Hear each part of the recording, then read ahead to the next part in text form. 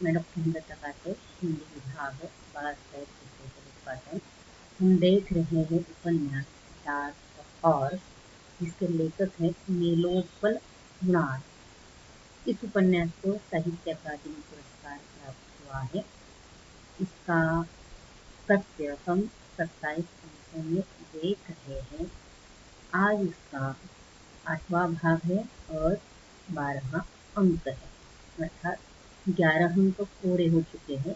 11 अंक तक हमने देखा कि संतोष दिल्ली में मुखर्जी नगर में आईएएस की तैयारी के लिए पहुंचा है।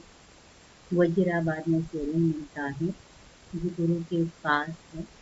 अब संतोष पूर्णतः लोक सेवा का छात्र बनना चाहता है, अर्थात कोचिंग ज्वाइन करना चाहता है। इसीलिए जो अनुभवी है उन छात्रों को कोचिंग के बारे में पूछता है, अर्थात गुरु, और वह विमलेंदु है।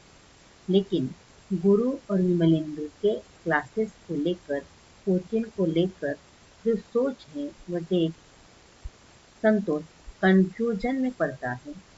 इसीलिए वह राय साहब की मदद लेता है और उसे आज एक कोचिंग मिल जाती है। वह कोचिंग कौन सी है और संतोष पूर्णतः लोक सेवा का छात्र किस प्रकार बनता है, इसकी जानकारी आज हम इस 12वें अंक में देखेंगे। पहले परिपाटी के अनुसार इस 12वें अंक के पात्र। संतोष तो ही नायक इस उपन्यास का है। बजरंग शुक्ला चाय वाला है। राय साहब और मनमोहिनी वह लोक सेवक मेकर कोचिंग की रिसेप्शनिस्ट है।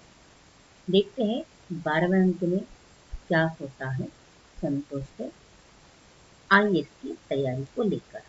12वां अंक। 12वें अंक में संतोष कोचिंग की तलाश में बत्रा पहुंच जाता है। चाय वाले बजरंग शुक्ला को अच्छी कोचिंग के बारे में पूछता है तो संतोष ने यह महसूस किया कि गुरु और विमलेंदु से भी शुक्ला का अनुभव बहुत ही खतरनाक है। वह कहता है, यहाँ के सब कोचिंग अच्छे हैं, पढ़ाने बाहर के थोड़े ही हैं, जिन्हें नौकरी नहीं मिलती वह पढ़ाते हैं। अर्थात मुखर्जी नगर में जो कोचिंग है, वो कोचिंग निकालने वाले कौन है?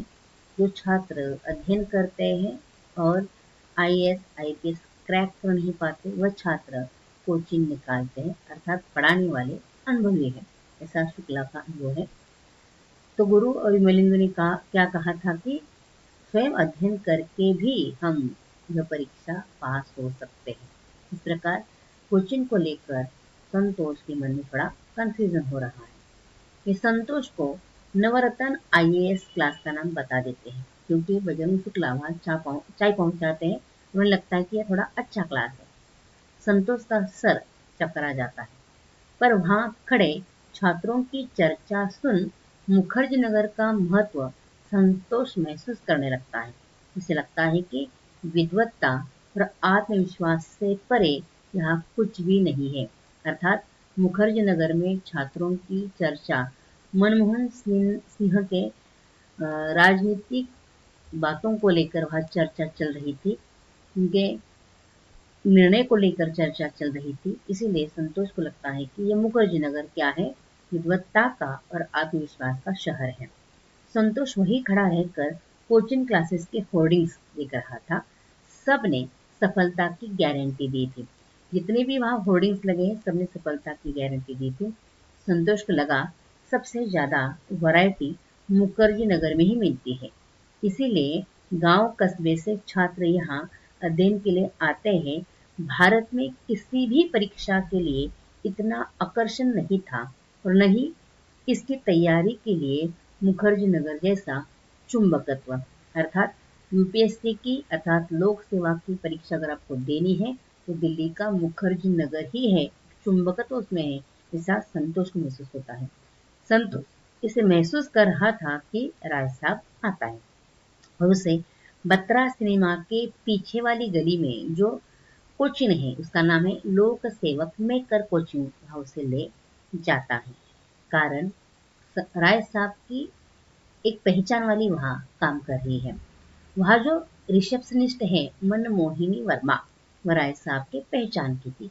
वह इसके पहले सूरदास कोचिंग सेंटर में काम करती थी, जो राय साहब ने पहले ज्वाइन की थी और वहीं पर उन्होंने अध्ययन किया था। और मनमोहिनी वर्मा के सलाह पर ही उन्होंने अपना पीजी का भूगोल विषय छोड़कर हिंदी विषय लिया था। अर्थात राय साहब का पीजी का विषय क्या है? भूगोल। उन्होंने लोक सेवा के लिए मुख्य विषय के रूप में हिंदी विषय लिया था। आज उसने संतोष को इतिहास के बजाय लोक प्रशासन और समाजशास्त्र यह विषय दिया था। मनमोहिनी ने संतोष को लोक प्रशासन और समाजशास्त्र यह विषय दिया था, क्योंकि उस कोचिंग में ये दो ही विषय पढ़ाए जाते हैं। संतोष का प्रवेश निश्चित होता है। मनमोहिनी ने बताए हुए विषय संतोष लेता है, लोक प्रशासन और समाजशास्त्र संतोष विषय लेता है और उसका प्रवेश निश्चित होता है।